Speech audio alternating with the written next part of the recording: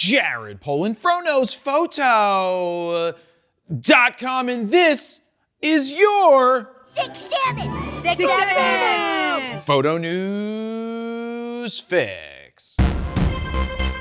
This fix is brought to you by Adorama and their huge selection of used gear. You'll find everything from budget-friendly starter gear to pro-level equipment, often for hundreds of dollars less than when they are new. Now, in my 20s, when I had pretty much no money, I was able to get pro-level glass by shopping for used quality glass. Fun fact, roughly 10 years ago, I bought an open box Canon 11-24 F4 from Adorama and saved $500 off of buying it new. And guess what? I still have it. That's it. What's in the box? It's in the box. That's what's in the box.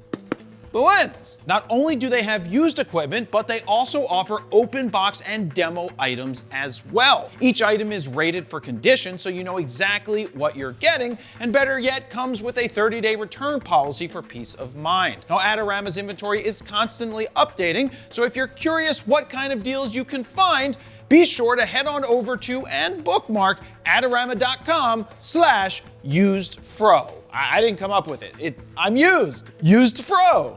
First up, Insta360 has announced yet another 360 camera, this time called the Insta360 X4 Air. Now, for those sitting there saying, didn't they release the X5 recently? Well, you'd be correct. The X4 Air is smaller, lighter, and slightly less powerful, smaller sensor 360 camera than the X5, but has a bigger sensor than the X4. The Air weighs in at 5.8 ounces or 165 grams, which is lighter than the X4, which was 7 ounces. Now, the X5, on the other hand, comes in at 7.1 ounces, so not much of a difference in size there. Some of the key features of the X4 Air are that it shoots 8K 360, has user-swappable lenses, is waterproof down to 49 feet, and can sync to select Apple and Garmin products to sync location, movement, and performance data into your videos. That would kind of be cool for when I'm taking bike rides in this outfit. Tight fit. So what is it missing from the X5? Well, it doesn't have a low light mode, is missing things like bullet time, which honestly isn't that big of a deal,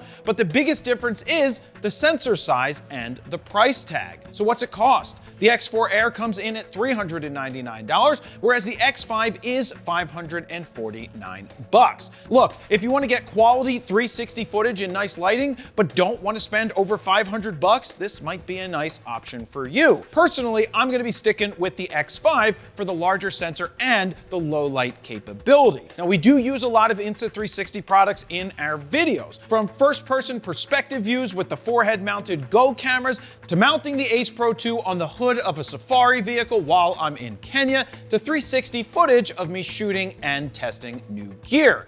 Now, which would you go with, the X4 Air or the X5? Let me know down below.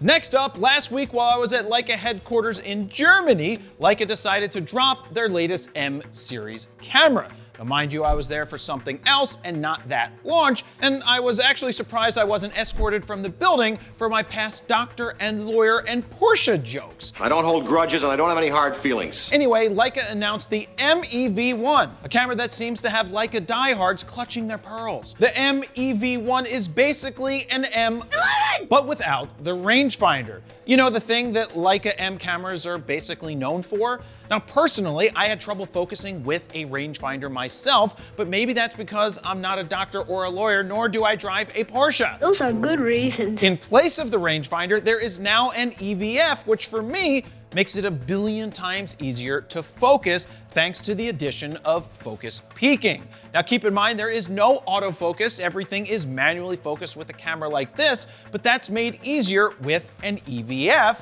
at least for me. Now, keep in mind, they shouldn't get too angry because the Leica Q series line uses an electronic viewfinder already. Now, it's going to be interesting to see if the Leica fan people buy into this new direction or poo-poo it altogether. Oh yeah, it's $9,000 for the body only. Now, I may not have left Leica HQ with an expensive camera, but I did leave with a very expensive teddy bear. And when I say very expensive, yeah, this bear right here, this was $145, you know, because it's Leica. but hey, That's a write-off. next up, Nikon has released firmware 3.00 for their ZF mirrorless camera. Now, Nikon rumors called this major, but the reality is that it's beyond minor. Boo this man! Look, don't boo me, decide for yourself. Firmware 3.00 adds exactly count them, two still photo features.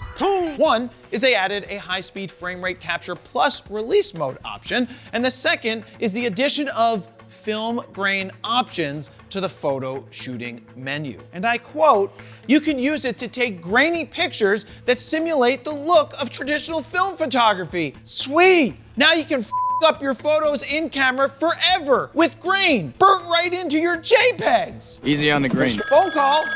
I wonder who that could be. Hello? Oh, hi, it's Madeline Kay with Nikon PR. What's that? Maybe don't be so harsh? Oh, okay, you're right. All right, let's take it from the top again. Nikon has announced 3.0. It's a piece of You guys are going the wrong direction because you suck at this. Why are you All this stuff is gonna be Okay, bye. I'm not angry, you're angry. I'm actually happy. Right. Look, my take on this is simple. If you want that film grain look, go shoot film and call it a day. Or as Steven reminded me before I did this fix, we have some presets that introduce grain, which you can remove because it's done after the fact. I don't like grain, but unlike when it's baked in, you can take it off at the very end. Now, my second biggest issue here is that it's not worthy of a firmware 2.02 update to 3. Call it 2.1 and get on with your day. Semantics, I know, but get off my lawn. You hear yourself, right? Shit, I sound like I'm getting old. Am I getting old? You are old. Anyway, if you like to make it rain grain, then just go ahead and get a ZF and update the firmware to 3.0 so you can bake in all that grain into your photos. And finally, Canon teases a camera launch for 1 a.m. on November 6th, Eastern Standard Time. Now, the graphic they posted on their social says, "Elevate your image." Now, when I hear elevate your image, I kind of think buy a Leica. Makes a Nikon look like a disposable. You know, because you'll know that you're super cool because you just spent a lot of money. Duh. So what does this teaser image actually give us? Well, what we can see is that there's a dial on the top right, a photo to video switch on the left, at least that's what my guess is, an EVF bump, the LCD screen, and ports on the side of the camera. Now, of course, it's hard to say for sure if it's a full frame body or something else, but if we take into consideration all of the rumors over the last month or so, especially from Canon rumors, it's probably safe to say it could be the R6 Mark III, but what if it's something entirely new? Maybe it's something really cool that I don't even know about. The good news is we don't have to wait long to actually find out. Soon. What do you think the camera is that is being teased by Canon? Let me know down below. And there you have it. That's your photo news fix this time around. Thank you very much for watching. Jared Polin from KnowsPhoto.com. See ya.